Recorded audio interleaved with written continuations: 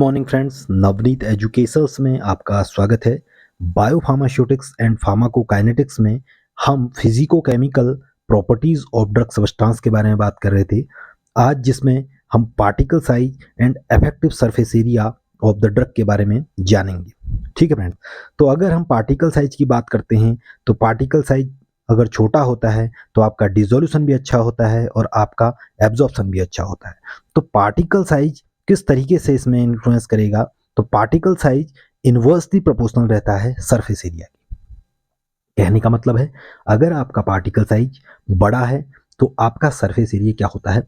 कम होता है। ठीक है, तो स्मॉलर द ड्रग पार्टिकल, अगर स्मॉलर पार्टिकल होगा ड्रग का, ग्रेटर द सरफेस एरिया, और जो आपका जो सरफेस एरिया होता है वो बढ़ जाता है। तो अगर आप किसी भी ड्रग पार्टिकल को, उसके साइज को आप रिड्यूस करते हैं, उसको आप फाइन पार्टिकल्स में तोड़ते हैं या छोटे पार्टिकल में तोड़ते हैं, तो उसका सरफेस एरिया भी क्या होता है? बढ़ता है। और जब सरफेस एरिया उसका बढ़ने लगता है तो आपका ड्रग एब्जॉर्प्शन या ड्रग डिसोल्यूशन भी बढ़ता है। ठीक है, अब बात करते हैं टाइप्स ऑफ सरफेस एरिया। तो कितने तरीके का सरफेस एरिया हमारे पास होता है? तो दो तरीके से होता है। एक होता है एब्सोल्यूट सरफेस एरिया, एक होता है इफेक्टिव सरफेस एरिया। अगर हम एब्सोल्यूट सरफेस एरिया की बात करते हैं तो इसका मतलब होता है which is the total area of solid surface of any particle. किसी भी जो पार्टिकल है उसका ओवरऑल जो सरफेस एरिया होता है उसे हम बोलते हैं एब्सोल्यूट सरफेस एरिया। और इफेक्टिव सरफेस एरिया क्या होता है? Which is the area of solid surface expose to the dissolution medium, जिसे एक्सपोज किया जाता है डिसोल्यूशन मीडियम में। अब इसको हम समझेंगे डायग्रामेटिकली, इसको हम समझ सकते हैं। जैसे आपका लार्जर पार्टिकल है, ठीक है, लार्जर पार्टिकल है, और लार्जर पार्टिकल का जो सरफेस एरिया होगा वो क्या होगा? स्मॉल होगा, स्मॉल सरफेस एरिया होगा, और जो डिसोल्यूशन रेट होगा वो आपको कम मिलेगा। वहीं अगर आप स्मॉलर पार्टिकल साइज देख सकते हैं, जिस तरीके से डायग्राम में भी आप देख रहे हैं, तो लार्जर सरफेस एरिया होगा, सरफेस एरिया लार्जर होगा, और डिसोल्यूशन रेट क्या होगा? उसका ज्यादा रहेगा। ठीक है, तो आगे बढ़ते हैं फ्रेंड्स। अब हम इफेक्टिव सरफेस एरिया को थोड़ा और अच्छी तरह हम समझ लेते हैं। तो इफेक्टिव सरफेस एरिया क्या रहता है? डायरेक्टली प्रोपोर्शनल रहता है डिसोल्यूशन रेट के। मतलब अगर आपका इफेक्टिव सरफेस एरिया बढ़ता है तो डिसोल्यूशन रेट भी आपका बढ़ेगा। अब डायग्राम से आप समझ सकते हैं। फॉर एग्जांपल, आपका एक डिसोल्यूशन मीडियम है। जैसे हमने एक कंटेनर या बीकर लिया है, जिस पर हमने क्या बना रखा है? एक मीडियम बना रखा है, सॉल्वेंट सिस्टम दिखाई दे रहा है।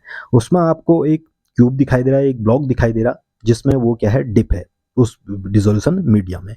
अब आप देखेंगे उसमें हमारे पास क्या है? हमको पता है कि उसमें 4 आपके साइड होती हैं, 4 फेजेस हैं। तो ए बी सी जो है वो तो पूरी तरीके से उसमें क्या है? डिप है। ठीक है, वो कांटेक्ट में है डिसोल्यूशन मीडिया की। तो इसका मतलब सरफेस एरिया जो है इसका टोटल कितना है? सरफेस एरिया अगर देखेंगे A B C D, 4 phase आप देख सकते हैं, तो चारों को जब मिलाएंगे तो टोटल सरफेस एरिया होगा। लेकिन इफेक्टिव सरफेस एरिया क्या है?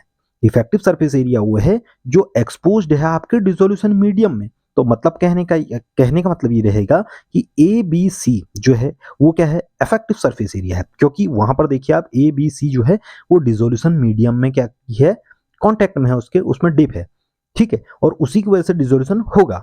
और जो डी वाला पोर्शन है वो कांटेक्ट में है ही नहीं डिसोल्यूशन मीडिया के, तो उसको हमने इंक्लूड नहीं किया हुआ है। तो अगर हम इफेक्टिव सरफेस एरिया की बात करते हैं तो वो कौन कौन सी साइड है? A B C. बट जो डी साइड है, नॉट इन्वॉल्व इन एक्सपोजर, ये एक्सपोजर में इन्वॉल्वमेंट नहीं दे रहा है, so it not include in effective surface area. तो इसको हम इफेक्टिव सरफेस एरिया के अंदर इंक्लूड नहीं करते हैं। तो ओवरऑल जो सरफेस एरिया है ए बी सी डी, ठीक है, ए बी सी डी जो है ओवरऑल सरफेस एरिया है, और जिसमें आपका क्या रहता है? उसे हम ऑब्सोल्यूट सरफेस एरिया बोलते हैं। उसे हम क्या बोलते हैं? ऑब्सोल्यूट सरफेस एरिया बोला जाता है। तो आप इसमें समझ सकते हैं कि ऑब्सोल्यूट और इफेक्टिव सरफेस एरिया में क्या डिफरेंस है। ठीक है, अब by the help of micronization, हमारे पास एक माइक्रोनाइजेशन टेक्निक है। By the help of micronization हम क्या कर सकते हैं? पार्टिकल साइज को रिड्यूस कर सकते हैं बिलो 0.1 माइक्रोन। बिलो 0.1 माइक्रोन से नीचे हम उसको क्या कर सकते हैं? उसके पार्टिकल साइज को कम कर सकते हैं, क्योंकि हम यही जान रहे हैं कि जो हमारा पार्टिकल साइज है उसको अगर हम कम करते हैं तो आपका डिसोल्यूशन जो है वो बढ़ता है, जो डिसोल्यूशन रेट है वो बढ़ता है। तो यहाँ पर आप देख सकते हैं। Now, micronization of poorly water soluble drug like griseofulvin and chloramphenicol, अगर हम माइक्रोनाइजेशन करते हैं जो पुअरली वाटर सोल्यूबल ड्रग है, जो वाटर में प्रॉपर तरीके से सोल्यूबल नहीं हो पाता है, तो वहां पर क्या होता है?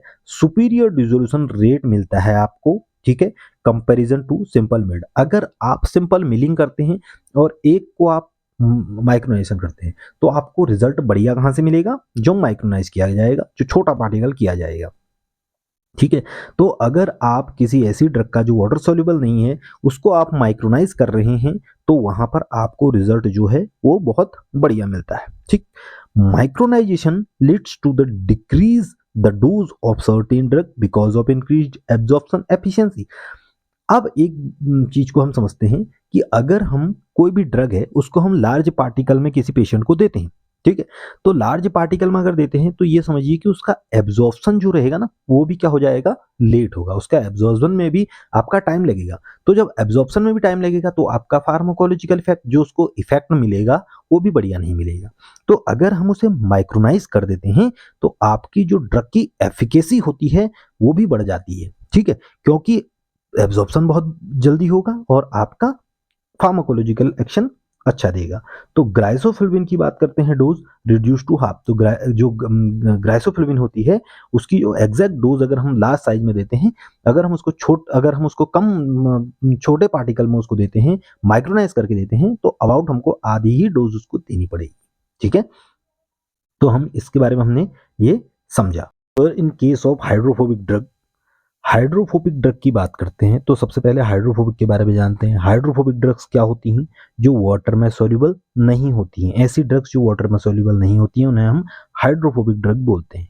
तो हाइड्रोफोबिक ड्रग अगर हम उसे माइक्रोनाइज करते हैं तो adsorb year on its surface, वो एड्जॉर्ब कर लेता है ईयर को अपने सरफेस में, जिससे वेटेबिलिटी प्रॉपर्टी जो होती है, जो उसकी सॉल्युबिलिटी होती है वो कम हो जाती है।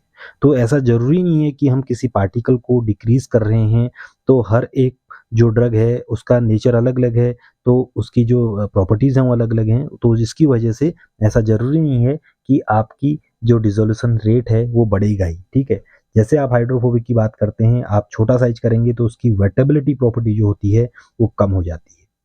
और दूसरी चीज, particle reaggregate due to high surface energy, और कई बार सरफेस एनर्जी हाई होने की वजह से पार्टिकल क्या हो जाते हैं, फिर से क्या बनाने लग जाते हैं, एग्रीगेट बनाने लग जाते हैं और डिसोल्यूशन प्रॉपर्टी को उसमें कहीं ना कहीं प्रॉब्लम करते हैं। Electrically induced agglomeration retard dissolution, और अगर हम बात करते हैं पार्टिकल्स को छोटा करने की तो due to the presence of charge के प्रेजेंट की वजह से वो क्या हो जाता है, एग्लोमेरेट करने लग जाता है और डिसोल्यूशन रेट को रिटार्ड कर देता है। ठीक है, तो ऐसा जरूरी नहीं है कि हर एक ड्रग के अगर हम बात करते हैं तो पार्टिकल को डिक्रीज करके ऐसा जरूरी नहीं है कि वो डिसोल्यूशन रेट उसका बढ़े। तो फॉर हाइड्रोफोबिक ड्रग, तो अब हाइड्रोफोबिक ड्रग में हम क्या करेंगे, तो अगर हम हाइड्रोफोबिक ड्रग को माइक्रोनाइज कर रहे हैं तो हम क्या करते हैं, वहां पर सर्फेक्टेंट और वेटिंग एजेंट को मिलाते हैं। ठीक है, by the help of the surfactants और वेटिंग एजेंट। सर्फेक्टेंट क्या होते हैं, जो सरफेस एक्टिव एजेंट्स होते हैं, जो उसकी सॉल्युबिलिटी को क्या करते हैं, इन्हांस कर देते हैं, जो उसका डिसोल्यूशन रेट को बढ़ा देते हैं। तो डिक्रीज इंटरफेशियल टेंशन, ये क्या करते हैं, इंटरफेशियल टेंशन को डिक्रीज कर देते हैं। ठीक है, जो इंटरफेस होता है जैसे सॉलिड है और लिक्विड है, उसके बीच में जो इंटरफेस है, जो बाउंड्री है, उसे क्या करते हैं, उसे डिक्रीज कर देते हैं, टेंशन को डिक्रीज कर देते हैं, जिससे कि उसकी सॉल्युबिलिटी या डिसोल्यूशन रेट बढ़ जाता है। यहाँ पर एग्जांपल ले सकते हैं, जैसे पॉलीसॉर्बेट 80 है, इंक्रीजेस बायोवेलिटी, बायोवेबिलिटी जो होता है उसको बढ़ा देते हैं। जो पॉलीसॉर्बेट 80 है उस वो बायोवेबिलिटी को बढ़ा देता है, और फिनासिटीन, ठीक है, फिनासिटीन ड्रग है जिसकी बायोवेबिलिटी को वो बढ़ा देता है। तो particle size reduction not advised for, तो पार्टिकल साइज रिडक्शन किन किन चीज़ों के लिए एडवाइज नहीं किया जाता है, एक बार देख लेते हैं। When the drug are unstable and degrade in solution form, अगर आपका ड्रग क्या है, अनस्टेबल है और डिग्रेड हो जाता है सॉल्यूशन फॉर्म में। ठीक है, अगर वो किसी जो सॉल्वेंट है उसके कांटेक्ट में आके वो डिग्रेड हो जाता है तो वहाँ पर हम क्या करते हैं, पार्टिकल साइज को नहीं, आप उसको रिडक्शन उसको रिड्यूस नहीं करते हैं।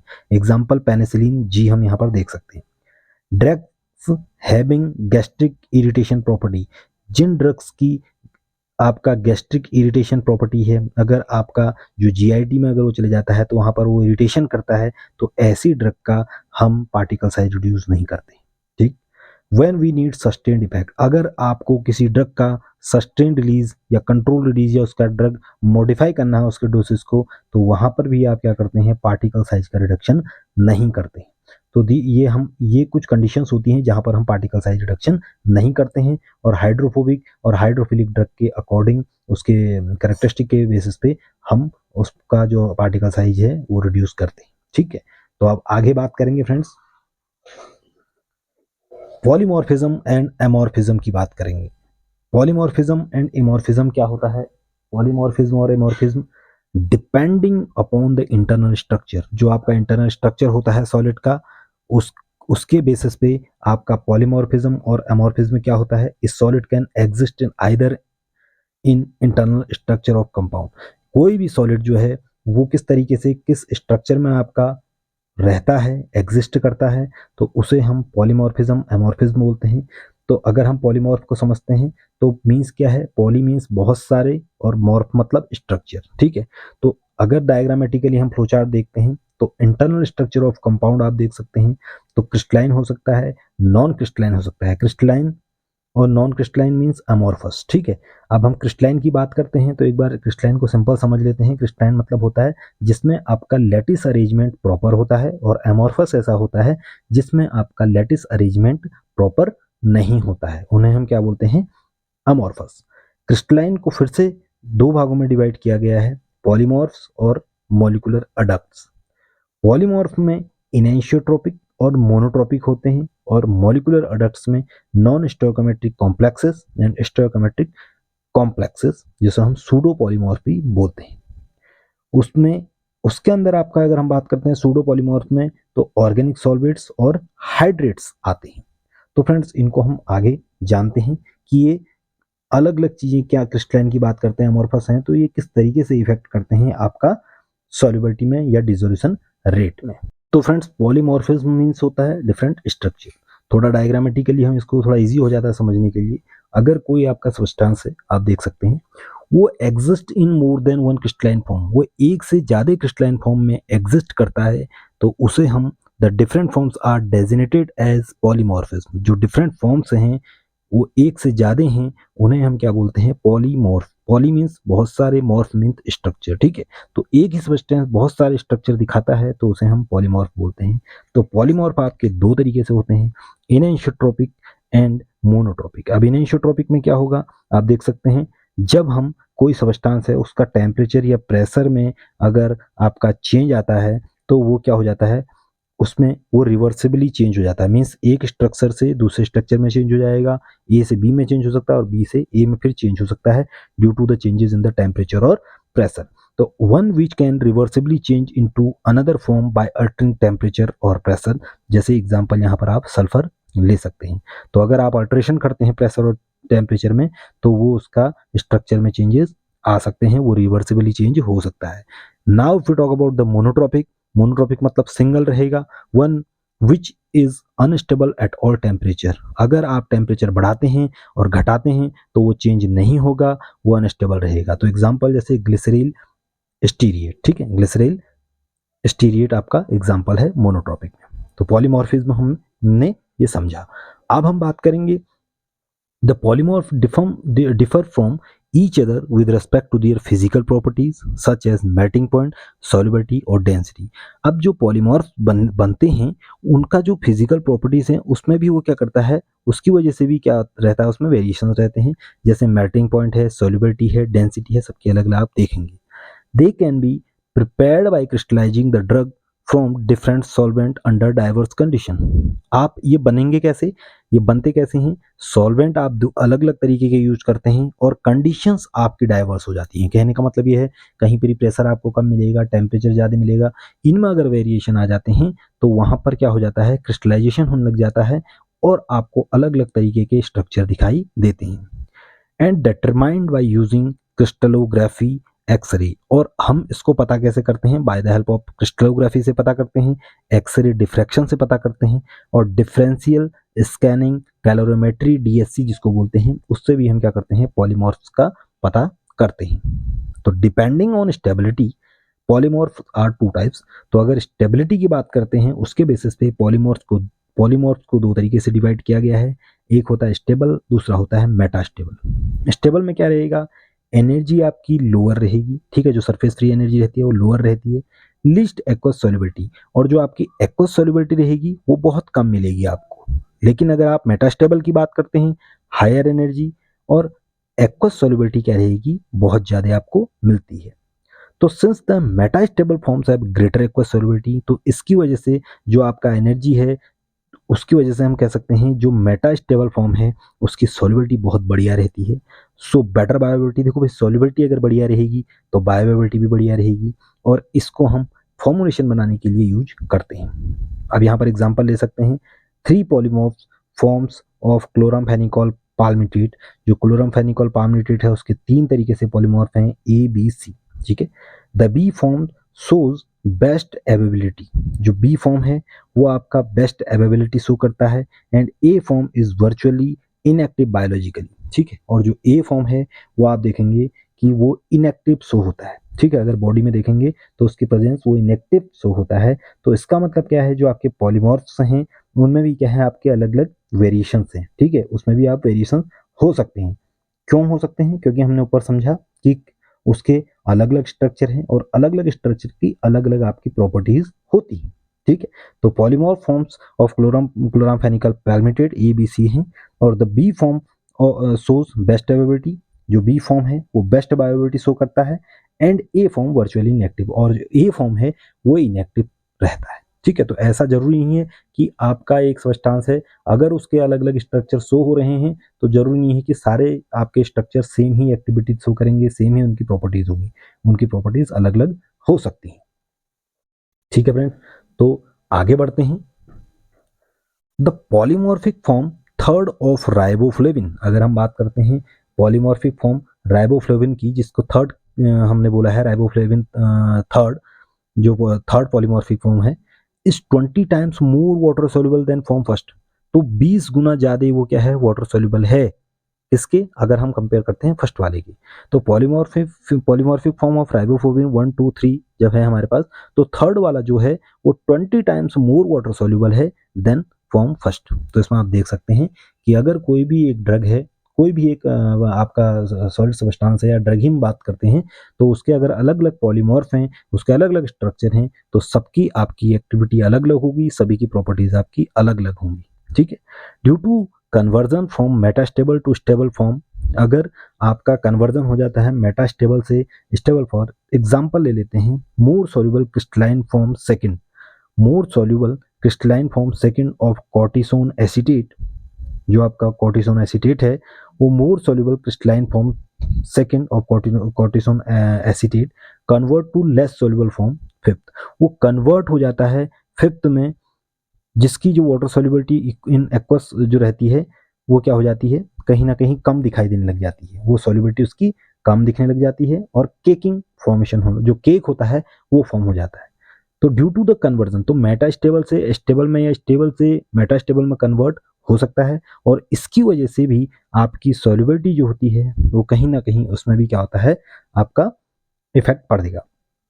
तो जो एग्जांपल हमने लिया है, more soluble crystalline form second of cortisone acetate convert to less soluble form fifth in aqueous suspension resulting in caking of the solid, तो जिसकी वजह से केकिंग होने लग जाती है। तो अगर कोई भी ड्रग मान लो पॉलीमॉर्फ है, तो वो कभी स्टेबल से मेटास्टेबल या मेटास्टेबल से स्टेबल में चले जाता है, तो वहां पर क्या होता है, आपका उसकी सॉल्युबिलिटी में भी आपकी क्या होने लग जाती हैं, चेंजेस आने लग जाते हैं। पता चला आपने पहले उस ड्रग की सॉल्युबिलिटी बहुत अच्छी थी, जब उसका कन्वर्जन हो गया सॉल्वेंट सिस्टम में, जब वो कुछ समय बाद चेंज हो गया, उसका स्ट्रक्चर चेंज हो गया, तो उसकी सॉल्युबिलिटी भी अपने आप क्या होने लग जाती है, बदल जाती है। We can avoid by adding viscosity enhancer, तो वहां पर हम क्या करते हैं, कुछ विस्कोसिटी इन्हांसर्स मिला देते हैं जो विस्कोसिटी को बढ़ाती है, जैसे पीवीपी, सीएमसी और जिलेटिन हम इसमें मिला देते हैं, जिससे इस चीज को हम क्या कर सकते हैं, अवॉइड कर सकते हैं। Now we will go for the amorphous form. अब एमोर्फस फॉर्म के बारे में हम जानेंगे। तो एमोर्फस क्या होते हैं, means having no internal structure, जो इंटरनल क्रिस्टल स्ट्रक्चर है वो नहीं होता है, and also called super cooled liquid, और इन्हें हम सुपर कूल्ड लिक्विड भी बोलते हैं। अगर हम एमोर्फस की बात करते हैं तो डायग्रामेटिकली आप देख सकते हैं the difference between the amorphous and crystalline, आप डायग्रामेटिकली देख सकते हैं। अगर हम क्रिस्टलाइन की बात करते हैं तो प्रॉपर लैटिस अरेंजमेंट आप देख सकते हैं, इसमें आपको अरेंजमेंट जो मिलेगा, जो आपके छोटे छोटे उसमें ब्लॉक्स हैं ठीक है, जैसे बिल्डिंग ब्लॉक जैसे हम बोलते हैं, उसी तरीके से लैटिस हैं, उन लैटिस जो है सबसे छोटी यूनिट होती है, वो यूनिट आपकी प्रॉपर अरेंज्ड है। But if you talk about the amorphous, तो वहां पर आप उसका अरेंजमेंट देखेंगे तो प्रॉपर अरेंजमेंट नहीं है, ठीक है, जो उसकी लैटिस हैं उसका अरेंजमेंट आप प्रॉपर नहीं देखेंगे। तो ये डिफरेंस तो सबसे पहले आप देख सकते हैं। अच्छा, एक चीज़ और समझ लेते हैं, अगर आपका प्रॉपर कोई भी दीवार है, फॉर एग्जांपल अगर आपकी वॉल है, उसमें प्रॉपर तरीके से आपने ब्रिक लगाई हुई हैं, जो ईंटें हैं, अगर उसमें प्रॉपर वे में एक सीक्वेंस में लगी हुई है, तो उसको तोड़ने में आपका समय ज़्यादा लगेगा। और अगर आप रैंडमली ईंटें लगा दे रहे हैं, ठीक है, कोई प्रॉपर वे में उनका जो सीक्वेंस है वो नहीं लगा रखी है, तो कौन सी जल्दी टूटेगी? टूटेगी आपकी कौन सी, जो जिसमें रैंडमली चीज़ें लगाई गई हैं, समझ रहे हो? तो इसका मतलब ये है जो क्रिस्टल है उसका जो अरेंजमेंट है, लैटिस अरेंजमेंट, वो प्रॉपर है, तो टूटने में टाइम लगाएगा, उसमें आपको एनर्जी ज़्यादा लगानी पड़ेगी। लेकिन अमॉर्फस में अरेंजमेंट सही नहीं है, लैटिस अरेंजमेंट प्रॉपर नहीं है, तो ब्रेक जो आपका एनर्जी रहेगी उसको तोड़ने के लिए वो कम लगानी पड़ेगी। तो जिसमें जितनी कम एनर्जी लगानी पड़ेगी वो उतना ईजिली सॉल्युबल हो जाएगा, ठीक है। तो सिंपली वही चीज़ है। अगर हम बात करते हैं हाई एनर्जी टू ब्रेक, तो अगर क्रिस्टलाइन की बात करते हैं तो वहाँ पर आपको एनर्जी ज़्यादा लगानी पड़ेगी, और अगर एमॉर्फस की बात करते हैं वहाँ पर एनर्जी आपको कम रिक्वायरमेंट रहेगी उसको ब्रेक डाउन करने के लिए। तो यहाँ पर एमॉर्फस फॉर्म को हम इस तरीके से डायग्रामेटिकली भी समझ सकते हैं। आगे बढ़ते हैं। सो अमॉर्फस मोर सॉल्युबल देन क्रिस्टलाइन, तो वही कारण होता है कि अमॉर्फस आपका सॉल्युबल होता है क्रिस्टलाइन से, ठीक है, जो अमॉर्फस होता है वो ज़्यादा आपका सॉल्युबल होता है क्रिस्टलाइन के। Example, amorphous form of novobiocin, जो अमॉर्फस फॉर्म है नोवोबायोसिन सीन का, is 10 time more soluble than the crystalline form. अब फॉर एग्जांपल अगर हम बात करते हैं, नोवोबायोसिन ड्रग है जिसका क्रिस्टलाइन फॉर्म भी है, अमॉर्फस फॉर्म भी है, तो सॉल्युबल ज़्यादा कौन सा होगा? नोवोबायोसिन का जो अमॉर्फस फॉर्म है वो 10 गुना ज़्यादा सॉल्युबल है as compare with the crystalline form. तो इसका मतलब वो अपने आप से ही ज़्यादा सॉल्युबल होगा, क्योंकि हमको पता है कि अमॉर्फस में क्या है, अरेंजमेंट प्रॉपर नहीं है। तो अगर अरेंजमेंट प्रॉपर नहीं है लेटिस का, तो जल्दी टूटेगा और जल्दी सॉल्युबलाइज हो जाएगा। ऑर्डर ऑफ डिसोल्यूशन की बात करते हैं, तो अमॉर्फस जो होता है वो सबसे ज़्यादा डिसोल्यूशन रहता है, उसका रेट मेटास्टेबल का इंटरमीडिएट रहता है और स्टेबल का लो रहता है। तो हाई डिसोल्यूशन रेट अगर आप देखेंगे तो आपको डिसोल्यूशन रेट हाई मिलेगा अमॉर्फस का, ठीक है फ्रेंड्स। अब हम बात करेंगे हाइड्रेट्स एंड सॉल्वेट्स, जिसे हम सूडो पॉलीमॉर्फिज्म भी बोलते हैं। The stoichiometric type of adducts where the solvent molecules are incorporated in the crystal lattice of solid are called as the solvent। अब ये सॉल्वेट्स क्या होते हैं? सॉल्वेट्स वो होते हैं जब लैटिस में आप कोई मॉलिक्यूल मिलेगा, आपको सॉल्वेंट मॉलिक्यूल मिलेगा, उसे आप सॉल्वेंट बोलते हैं, ठीक है। जैसे फॉर एग्जांपल आपने एक लैटिस लिया, आपने एक कोई भी क्रिस्टल है, उस क्रिस्टल के बीच में आपको पता है कि लैटिस अरेंजमेंट है, जैसे आपने दीवार है, दीवार में क्या है, ईंट लगी हुई है, ठीक है। उस ईंट के बीच में आपने कहीं पर ही क्या कर दिया, वाटर मॉलिक्यूल या सॉल्वेंट मॉलिक्यूल आ गया है, ठीक है, गैप आ गया और वहां पर सॉल्वेंट मॉलिक्यूल आ गया। तो उसके अंदर जो सॉल्वेंट मॉलिक्यूल है उसकी वजह से उसे हम सॉल्वेट्स बोलते हैं, ठीक है। उस लैटिस में अगर सॉल्वेंट मॉलिक्यूल प्रेजेंट हो चुका है, सॉल्वेंट आ गया है, तो उसे हम सॉल्वेट बोलते हैं। And the solvate can exist in different crystalline forms called as pseudo polymorphism. तो जिसको हम, जब सॉल्वेंट जो होते हैं वो exist in different crystalline form, अलग अलग क्रिस्टलाइन फॉर्म में वो एग्जिस्ट करते हैं, जिसे हम सूडो पॉलीमॉर्फिज्म भी बोलते हैं, ठीक है। When the solvent in association with the drug is water. अब अगर आपका जो सॉल्वेंट जो हम बोले थे, वो सॉल्वेंट की जगह पर अगर जैसे है वो वाटर फॉर्म है, वो वाटर है, H2 है वहां पर, तो वो जो सॉल्वेट होगा उसे हम हाइड्रेट बोलेंगे। उसे हम क्या बोलेंगे? The solvate is known as hydrate, तो उसे हम क्या बोलते हैं? हाइड्रेट। अब एक एग्जांपल ले लेते हैं, जैसे एग्जांपल एक बोरेक्स का ले लेते हैं, ठीक है। यहाँ पर आप देख सकते हैं Na3B4O7, ये आपको मिलता है .10H2O। तो ये .10H2O क्या है? ये वाटर मॉलिक्यूल है, ये वाटर मॉलिक्यूल है, तो यहाँ पर आपका कहीं ना कहीं वाटर मॉलिक्यूल इसमें प्रेजेंट है, ये हाइड्रेट फॉर्म है, ठीक है। तो अगर if water molecule present called hydrous, अगर वाटर मॉलिक्यूल्स उसमें प्रेजेंट हैं तो उसे हम हाइड्रस भी बोलते हैं, और वाटर मॉलिक्यूल अगर उसमें एब्सेंट है तो उसे हम एनहाइड्रस बोलते हैं, मतलब उसमें वाटर प्रेजेंट नहीं है। अब एक चीज ध्यान रखते हैं, अगर हाइड्रस है, अगर उसमें वाटर मॉलिक्यूल प्रेजेंट है, तो उसकी वाटर सॉल्युबिलिटी कम होगी एज कंपेयर विद किसके साथ? हायर वाटर सॉल्युबिलिटी होगी एनहाइड्रस की।